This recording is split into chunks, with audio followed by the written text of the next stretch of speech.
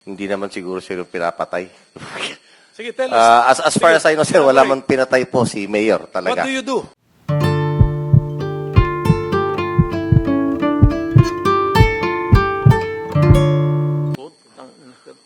Can I will take advantage of the presence of the former president and then ask now the police generals present this afternoon. Narinig niyo yung sinabi ni Presidente? Danao, Generals Danao and Coy, do you confirm what the President said? Na kung involved ang police ninyo sa krimen, siya mismo ang pinapatay daw niya. So ano, do you confirm such a statement? Alam nila yan. As far as I'm concerned, sir, when I was under the Davao City Police Office, hindi naman siguro sir yung pinapatay. Sige, tell us. As far as I know, sir, wala man pinatay po si Mayor talaga. What do you do? What do you do to the policemen involved in crime? Policeman is involved in crime, sir. That Yes, is okay. the scenario. Oh. Sir, nung panahon ko, when I was the city director, there was one policeman who was discharged for illegal drugs. And unfortunately, hindi ko na lang po i-mention yung pangalan kung sino yung congressman na nilapitan at na-reinstate po sa serbisyo, in short. Okay, he was already discharged from illegal drugs.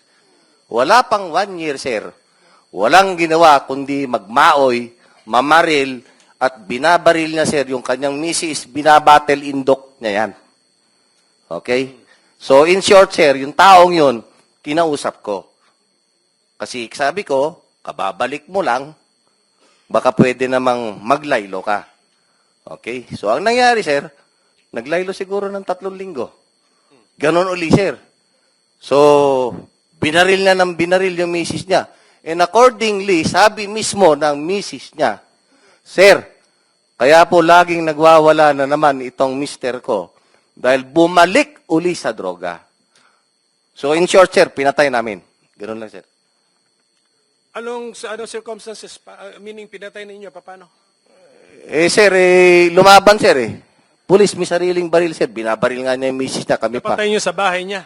Yes, sir. Nag-operation Inoperate namin kayo? talaga, sir. Yes, sir.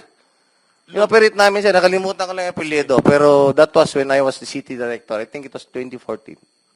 Anong month po? I am familiar with the... Sige, sir. Yeah, Can you supply the details, Mr. President? Yes, lumaban, sir. Yung anong petsa, so that yung mga gusto mag-research further sa insidente, anong petsa, anong pangalan ng tao? And I cannot... it would be impossible to remember that. I have to go back home and... General dig Danao, into month it. and year? Para lang because this happened in Davao City, pero anong month and year? Para... Yes, sir. Hindi ko lang, sir, maalala yung pero I was the city director, sir, Pero that was from... Kasi I was assigned, sir, from 2012 up to, 16 yata? Or basta almost 3 years yun, sir, Thank you. So, walang ginawa yun, sir, kundi magsumbong sa station. And, actually, pinatawag ko, sir, yung police, Yun yung pinagtataka ko, sir. Dahil na-discharge na ito, hindi ko na lang sasabihin, sir, kung sinong congressman yung nilapitan niya. Sige po.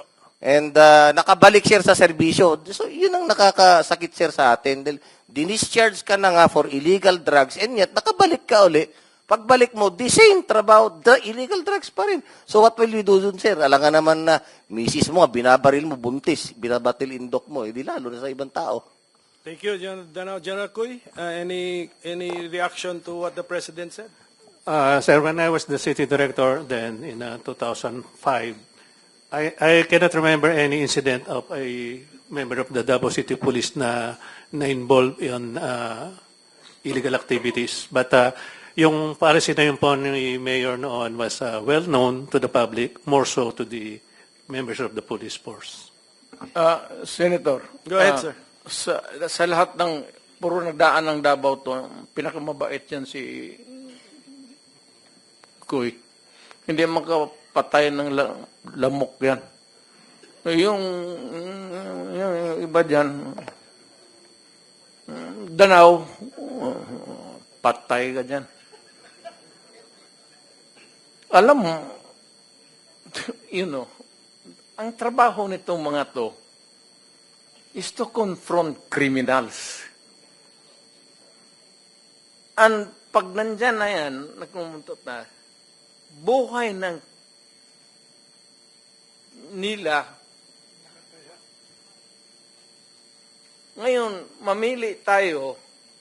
Ako, nung mamili ako, sabihin ko, sige, habulin mo. Patayin mo pag lumaban. Yun talaga ang yun. Patayin mo pag lumaban. Hindi ko sinasabi isalvage mo. Nasabihin mo, hulihin mo, nakakampag, tapos barilin mo. Hindi trabaho ng lalaki yan eh. Kung tunay ka na lalaki, hindi mo trabaho yung magpatay ng tao na bigyan mo ng baril, magbarila na lang kayo. Alam nila yan lahat. Ayan si katabi mong senador, alam niya yan. Senator De La Rosa. Mr. Chair, I would like to share also my own personal experience. Pagdating dyan sa mga words ni President Duterte na sinabi niya, yung pananakot niya sa kriminal na pag kayo gumawa, o lalo na kayo mga pulis, na involved kayo sa kidnapping, involved kayo sa droga, involved kayo sa hold-upan, papatayin ko kayo. Yes, sinabi niya yan. Sinabi niya yan. At itong mga pulis na ito, na namamatay din, namamatay sila during operation na kinandak sa kanila, dahil lumaban talaga sila. Hindi naman pupuntahan mo lang yung pulis para barilin. Sabi ko nga ni Presidente, hindi gawain ng lalaki yan. Hindi gawain ng lalaki yan. I have my own personal experience. Isang tao ko noon, matagal na ko ng tao, sinaligan yung trusted ko na tao. Ang problema, nagka-girlfriend ng isang drug addict. Nung girlfriend niya yung drug addict, siya rin tumira na ng droga. Ngayon, nung tumira na siya ng droga, dahan-dahan na rin siya nagbibinta ng droga. Pupusing na siya. So, naawol siya ngayon. Nung naawol siya, nag-full time na talaga siya naging puser. Sabi ni President Duterte nung mayor siya, yung mga pulis na yan na nagbibinta ng droga, papatayin ko kayo. Alam mo nangyari? Inoporitan yung pulis na yon. Tauhan ko yun dati. Inoperitan siya. Pag-operate sa kanya, nag-bypass. Nung nag-positive, inaresto siya. Pinasok siya. Barilan sila. Nung mga SWAT na pumasok.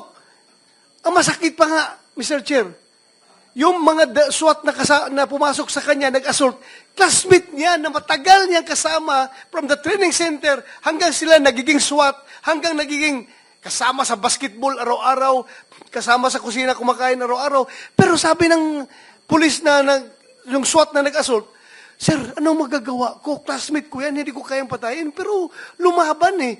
Kaya, paano ko i-explain ito ngayon sa asawa ng classmate ko namatay na kumari ko. Kumari ko pa yon. Ang hirap i-explain, sir. Patay na yung classmate ko, pero kung hindi ko rin naman siya barilin, ako mamamatay. Magaling na shooter yung tao na yan. Magaling ang bumaril. Kaya ganun po ang nangyari. Pag sinabi ni President Duterte, as a matter of policy, na papatayin ko kayo mga kriminal, papatayin ko kayo mga pulis na sindikato, yun ang ibig sabihin. Papatayin kapag lumaban. Yun talaga. Sabi niya, mas gusto ko pagkatapos ng putukan, kayo ang nakatayo. Yung kriminal ang tumba. Hindi kayo ang natumba. Ang kriminal ang nakatayo. Because mahirapan akong mag-explain doon sa pamilya ng pulis na namatayan.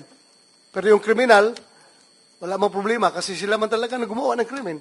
Kaya kung lumaban, mahirap kasi, pagka kinuha natin yung word palagi na yung intimidation na ginagawa ni Presidente sa mga kriminal, pang-intimidate lang yun. Kaya nga, ang ganda ng Davao City dahil takot talaga pumasok ang mga kriminal doon. Sabi niya, pag kayo kriminal pumasok sa Davao City, hindi kayo makakalabas dito.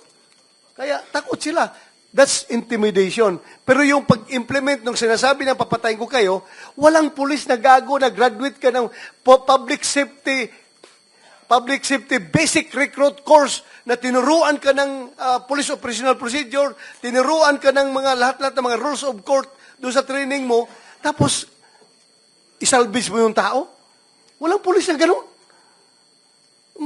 May pinag-aralan ang pulis eh. May pinag-aralan yan.